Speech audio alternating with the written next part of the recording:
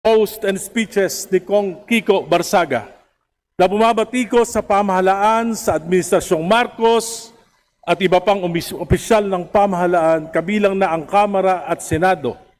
Gaano man ka-provocative o ka-harsh, ito ay hindi sapat na dahilan upang pagkaitan natin ng kinatawan ang daan-daang libong mamamayan ng Dasmariñas, Cavite. The House has already imposed suspensions for the same conduct. An expulsion based on substantially identical acts are excessive and disproportionate.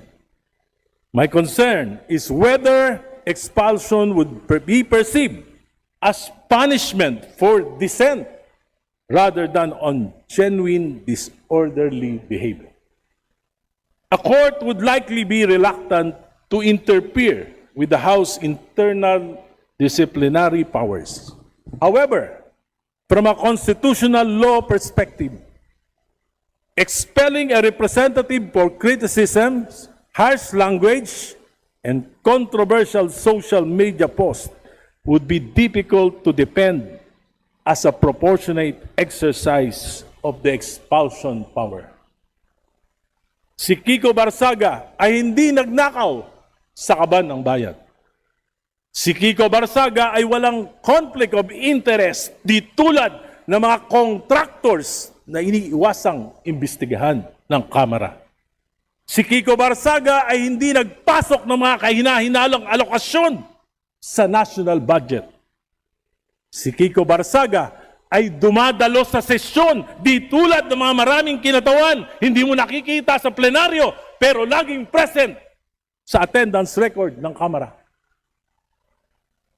This is simply a tyranny of the supermajority to please those in power that were offended by Representative Kiko Barsaga. Ito ay pagpapatahimik sa mga hindi sumasang-ayon. Minsan, dumalo ako sa burol ng aking kamag-anak ng aking high school classmate. Pinakilala ko sa mga naroroon. Si Egay po, kaklase ko, congressman ng Caloocan. Hindi po buhaya yan. Matino yan. Napaisip ako. Nasabi ni Kiko Barsaga sa kanyang FB post, "This house is a crocodile farm." This is not just himself speaking. Actually, it is a reflection of what the people think and view us. Honorable Erice, have another minute.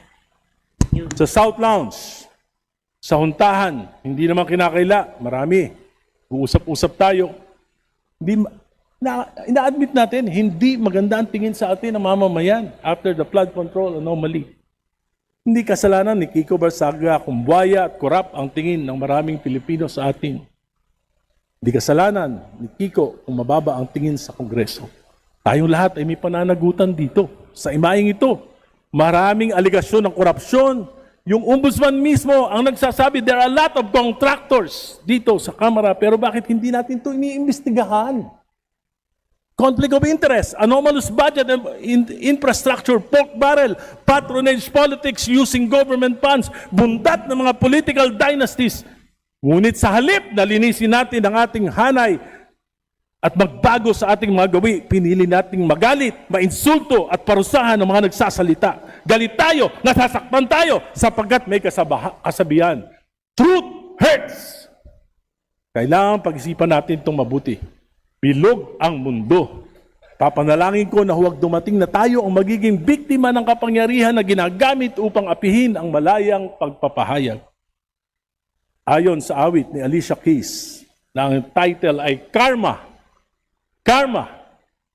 What goes around, comes around. What goes up, must come down. Mga ate, kuya, tatay, nanay, lolo o lola ni Kiko dito sa Kamara.